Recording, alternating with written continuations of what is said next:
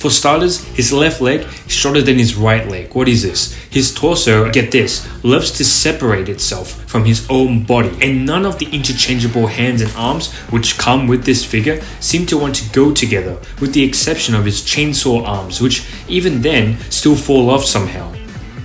The base and stand doesn't even want to look at each other. His interchangeable Chainsawman head, while beautifully painted and replicated for a bootleg figure, tries so desperately to run away from his body. Even his saw blade is flimsy and loose. The same can be even said for his normal head too. Overall, I highly recommend you avoid this figure at all costs. That is, if it didn't come with this very cute little accessory, the chainsaw pug. This cute little fella is painted well for a bootleg, and is the only good part about this figure besides his chainsaw head. If I'm going to display this terrible bootleg, it would only be the head and the dog and nothing else. Following on from the release of Chainsawman, which shook the entire world and literally just broke YouTube completely, I'm finally reviewing one of the fan favorite girls of the entire series, 02 from Chainsawman. I was eager to unravel this bad boy and take a closer look at what I've got.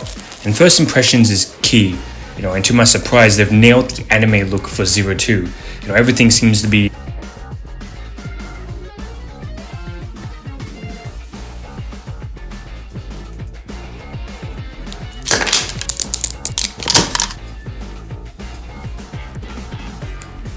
articulation isn't all that great either.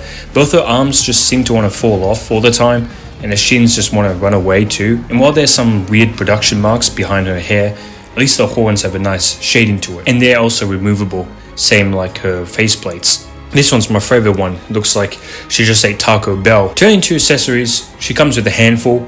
My favorite is Meow, and her head can even articulate too. And she poses well alongside Chainsaw Pug. The weapons work fine, they just slot into her extra hands pretty nicely, but as per usual, they just don't want to connect to the body for some reason. The best part about Power is the fact that her legs actually stay connected to her body. Now, I tried many times to see if I could, work them off, but nah, it's stuck tight there, which I'm a big fan of, because most bootlegs I review, the legs just come off completely. This one had a lot of potential, and unfortunately, it didn't quite deliver. Hi fam, it's me again.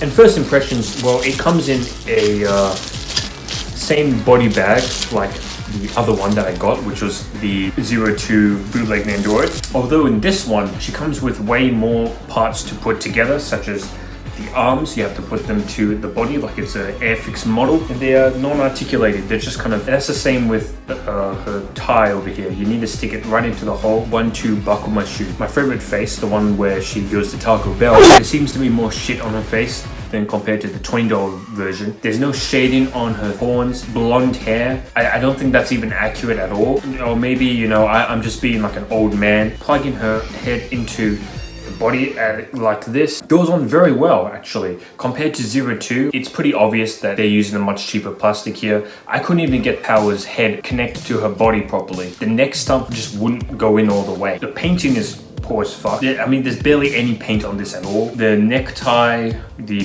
buttons, the shoulders, whatever, it's just painted poorly. Mold lines on top of her head is most noticeable. Her Nikkeis are absolutely horrendous. Real question is, can she plug into the base? Plugged in very nicely. I have look.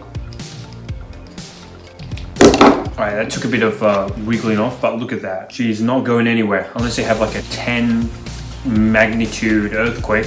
So if you're living in San Andreas, it's very solid. She stands well, very nice. Although you get what you paid for. Anyways,